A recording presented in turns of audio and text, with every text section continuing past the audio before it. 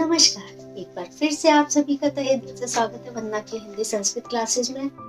आज आप सभी के समक्ष मैं हिंदी विषय लेकर उपस्थित हुई हूँ और हिंदी विषय में भी व्याकरण का एक बहुत ही महत्वपूर्ण टॉपिक, बहुत ही महत्वपूर्ण विषय शब्द, पद और पदबंध।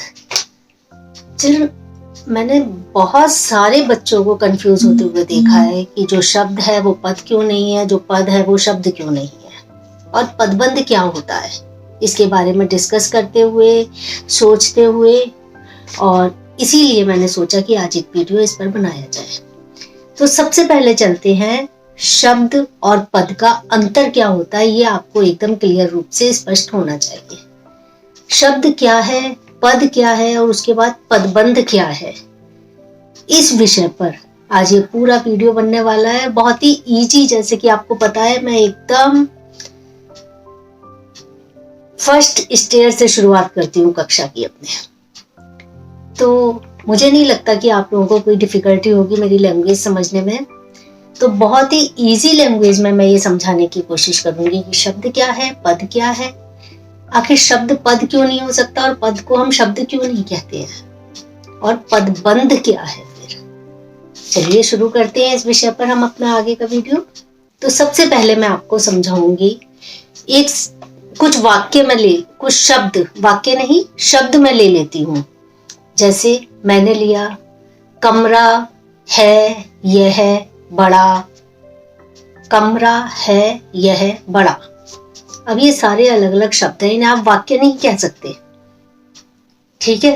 ये तो आपको समझ में आ गया कि इसमें बहुत सारे शब्द हैं। कमरा है शब्द, यह शब्द है शब्द है, बड़ा शब्द है। इतने सारे शब्द हैं इसमें, लेकिन फिर भी हम इन्हें पद नहीं कह सकते। क्यों?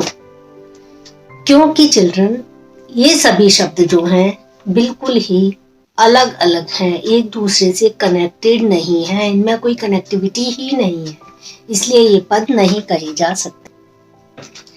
लेकिन अगर हम इन सभी शब्दों को जोड़कर एक वाक्य बना दें तो ये सभी शब्द एक दूसरे से कनेक्टेड हो जाएंगे। एक शब्द का दूसरे के बिना रह पाना संभव हो जाएगा। एक को दूसरे की आवश्यकता होगी सेंटेंस को पूरा करने के लिए, तब वही शब्द पद में चेंज हो जाएगा। समझ में आया? जब हम इन शब्दों को उठाकर एक वाक्य के रूप में प्रयोग कर लेते हैं, एक वाक्य का निर्माण कर लेते हैं, एक वाक्य को बना देते हैं, तब यही शब्द जो अभी अलग अलग थे व्याकरणिक नियमों में बंध जाते हैं, एक का सपोर्ट दूसरे को रहता है और इस प्रकार एक सही वाक्य का निर्माण करते हैं। तब यही शब्द कहलाते हैं पद। फिर हम उन्हें शब्द नहीं कहते, फिर हम कहते हैं पद। जैसे अगर मैं कहूं, अभी आपने जो वर्ड सुने थे, यह, कमरा, है, बड़ा, जो भी मैंने शब्द लिए थे, उनको अगर मैं कहूं यह कमरा बहुत बड़ा है, मिलाकर मैंने एक सेंटेंस बना दिया। अब यहाँ यह भी शब्द जो है पद के रूप में काम कर रहा है, कमरा भी पद के रूप में काम कर रहा है, बहुत बड़ा भी पद के रूप में काम कर रहा है, और है भी पद के रूप में काम कर रहा है। आप सभी को पता है वाक्य बनाने के लिए हमें बहुत सारे पद की आवश्यकता होती है, जैसे संज्ञा पद, विशेषण पद, क्रिया विशेषण पद, क्रियापद, सर्वनाम पद। इन सभी पदों को अगर हम मिला देते हैं तो वाक्य का निर्माण हम कर पाते हैं। फिर वो शब्द अलग अलग नहीं रहते। शब्द क्या होता है बेटा? शब्द होता है एकदम स्वतंत्र, जो किसी भी व्याकरणिक नियम में नहीं बंधा हुआ, जिसका अपना अलग अस्तित्व होता है। जैसे कमल का फूल या कमल। अब कमल के आगे हमने कोई क्रिया की आवश्यकता महसूस नहीं कर रहे हैं, किसी विशेषण की आवश्यकता महसूस नहीं कर रहे हैं, या इसके साथ कोई और भी क्रिया विशेषण या विशेषण कुछ भी नहीं लगा हुआ। हम सिंपल कह रहे हैं कमल। इट मीन्स हमारा मतलब सिर्फ और सिर्फ एक सिंगल पीस कमल से है। लेकिन जब हम इस कमल को एक वाक्य में प्रयोग कर लेंगे, इसका वाक्य में यूज कर लेंगे, तब यही कमल शब्द पद का रूप ले लेगा। यह कमल का फूल बहुत सुंदर है। अब आप वही कमल है, लेकिन वाक्य बना दिया हमने पूरा कमल के ऊपर आधारित, यह कमल का फूल बहुत सुंदर है। अब इसमें सर्वनाम भी है, इसमें क्रिया भी है, इसमें विशेषण भी है, इसमें संज्ञा भी है, और इसमें सार्वनामिक विशेषण भी है। यह शब्द जो है कमल के फूल को पॉइंट आउट कर रहा है, ये सार्वनामिक विशेषण है। ठीक है, तो इस प्रकार से जब पदों का हम, ये इतने सारे पद एक साथ हो गए, यह कमल का फूल बहुत सुंदर है। पहले हमने कहा सिर्फ कमल, वो शब्द था, फिर हमने कहा कमल का फूल बहुत सुंदर है, यह कमल का फूल बहुत सुंदर है। ये सारे पदों को एक सेंटेंस के रूप में प्रयोग कर दिया, ये सभी हो गए पद। अब इन्हीं पदों का जो समूह है, बहुत सारे पद मिलकर एक समूह का निर्माण कर रहे हैं, एक ग्रुप का निर्माण कर रहे हैं, और ये जो ग्रुप बन जाता है ना, इसी को हम कहते हैं पदबंध। अब ये डिपेंड करता है कि पदबंध आप किस रूप में देखते हैं, संज्ञा पदबंध के रूप में, सर्वनाम पदबंध के रूप में, क्रिया के पदबंध के रूप में, या क्रिया विशेषण पदबंध के रूप में।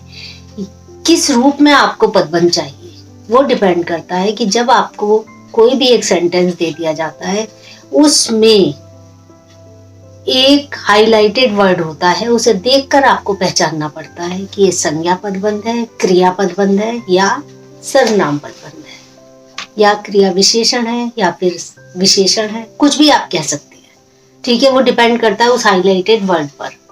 तो बेसिकली जो शब्द होता है वो एकदम स्वतंत्र होता है, जो पद होता है, होता वही शब्द है जो पहले आपने बोला है, लेकिन उस शब्द को जब हम एक वाक्य में प्रयोग कर लेते हैं, वो पद का रूप ले लेता है।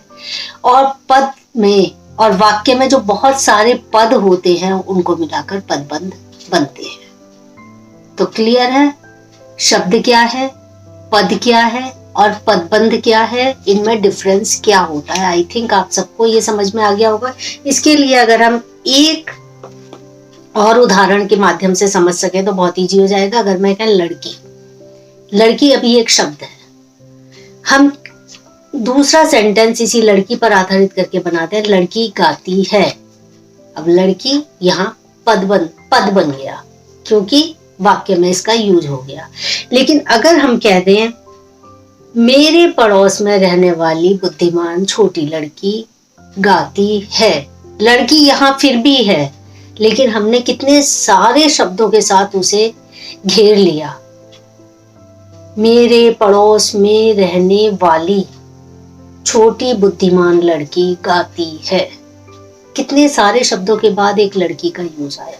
तो ये सारे जो शब्दों का समूह है, ये पदबंध कहलाता है। करता वही है लड़की, गाना वही गा रही है लड़की, लेकिन एक बार हमने सिर्फ कहा लड़की, वो शब्द है, उसके आगे कुछ क्लियर नहीं है कि वो लड़की क्या कर रही है, क्या नहीं कर रही है, एकदम स्वतंत्र उसका अस्तित्व है।